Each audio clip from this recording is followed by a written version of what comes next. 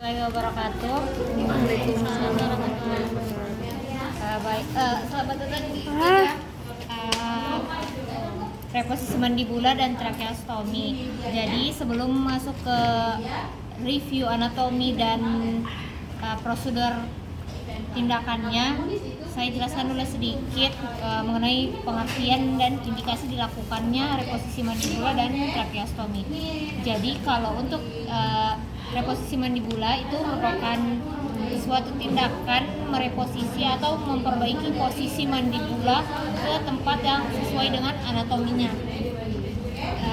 Untuk indikasinya biasa dilakukannya reposisi mandibula ini dia itu karena adanya trauma fisik seperti karena kecelakaan yang menyebabkan kayak fraktur atau patah tulang. Misalnya dia kan kecelakaan tabrak mobil atau motor, atau bisa juga karena jatuh dari ketinggian.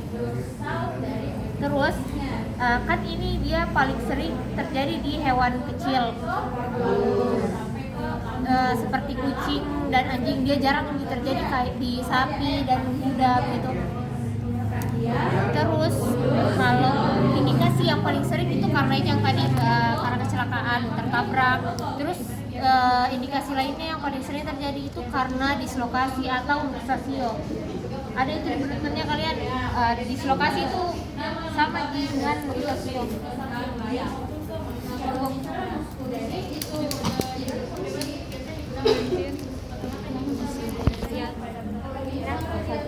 Itu dislokasi itu dapat menyebabkan luxatio, jadi itu sebenarnya sama gitu. Itu salah satu ya, indikasi yang paling sering juga dilakukannya reposisi mandibula. Kan ini untuk anatomi normalnya kan dia begini, posisi normal mandibula. Terus kalau dia dislokasi dia bisa keluar begini modelnya. Jadi ya mau tidak mau harus direposisi.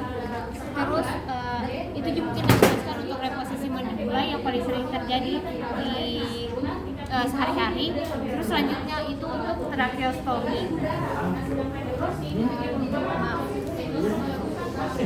Untuk tracheostomi itu merupakan prosedur pembedahan yang dilakukan dengan melakukan insisi atau sayatan di bagian ventral trachea.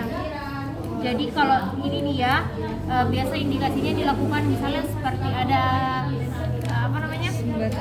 sumbatan atau obstruksi, terus ada tumor atau peradangan. Kan dia kalau misalnya semakin tumbuh dan membesar dia bisa mengganggu saluran pernapasan.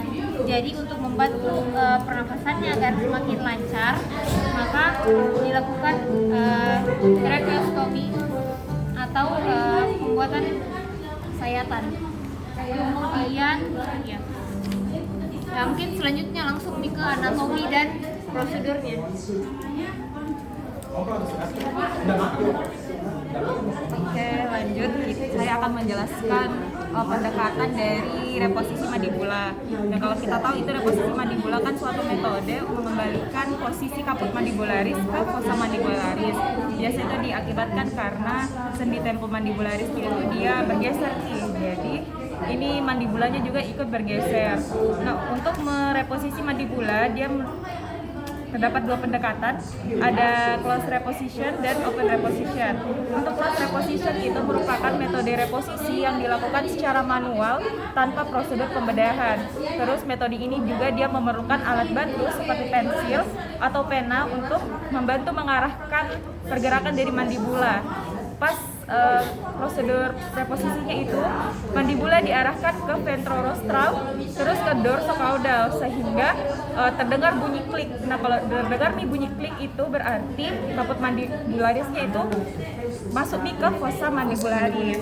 Selanjutnya itu ada open reposition. Nah, untuk open reposition ini merupakan metode pendekatan yang menggunakan prosedur pembedahan di mana dia membedaki di area yang terjadi luksasi, dislokasi atau perpindahan dari sendinya ini. Nah, untuk penggunaan open repositionnya ini sangat jarang sekali karena merupakan metode yang sangat invasif terhadap hewan. Untuk perawatan dan terapi dari Kedua reposisi ini itu yang pertama penggunaan muzzle dan maxillomandibularis fixation untuk menjaga kestabilan dari kaput mandibula tadi. Selanjutnya itu diberikan obat golongan analgesik atau anti nyeri dan anti inflamasi. Untuk prosedurnya lihat di video ini. Nah, ini untuk close reposition.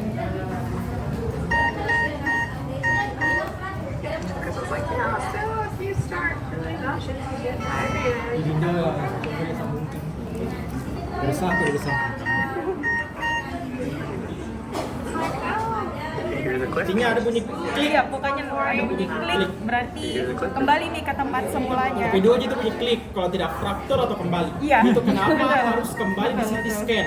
That's right. Kalau bisa kalian dengar ada bunyi klik nanti deh. Hah? Kalau ternyata dia fraktur jadi dia Kalau kasusnya fraktur memang dari awal. Kalau dari awal frakturnya itu pakai open reposition. Mungkin segitu saja untuk pendekatan dari reposisi mandibula. Selanjutnya akan dijelaskan pendekatan tracheostomi oleh Kazaki. Oke, selanjutnya tracheostomi. Ada yang tahu apa itu tracheostomi? Tapi kak, tracheostomi itu sependek sepengetahuan saya itu proses pembukaan untuk trakea untuk masuknya aliran udara. Nah itu dilakukan karena terdapat sumbatan di bagian saluran pernapasan atas. Jadi ini tracheostomi berguna untuk membantu aliran udara masuk ke dalam paru-paru. Oke, sedikit sudah benar dan sedikit kutambahkan, tracheostomi adalah tindakan yang dilakukan pada trakea untuk membuka alur nafas. Nah, seperti yang dibilang Amanda tadi, tracheostomi itu biasanya karena adanya obstruksi dan adanya ketidakmampuan untuk bernafas. Misalnya itu hewan yang hampir infosta itu kayak hampir meninggal, dia sudah itu tidak bisa bernafas, tapi kita berikan tracheostomi untuk membantu alur nafasnya. Oke. Sebelum itu masuk ke dalam prosedur, kita harus mengetahui apa aja muskulus, apa saja anatomi yang ada pada tindakan tracheostomi. Yang pertama yang kalian harus ketahui itu ada J2 yang penting sekali. 3 sih. Ada 3. Yang pertama, kalian harus mengetahui nervus, arteri, sama venanya, angiografi sama nervusnya. Yang kedua, kalian harus mengetahui struktur muskularisnya. Karena struktur muskularis nanti terbergantung untuk penyembuhannya. Bagaimana kalian menginsisinya, arah serabut ototnya. Selanjutnya itu struktur anatominya. Oke, kita mulai di struktur muskulusnya. Muskulus di tracheostomi itu ada 2. Yang pertama, sternothyroideus. Sternothyroideus adalah otot muskulus yang berada bagian superficial dari trakea.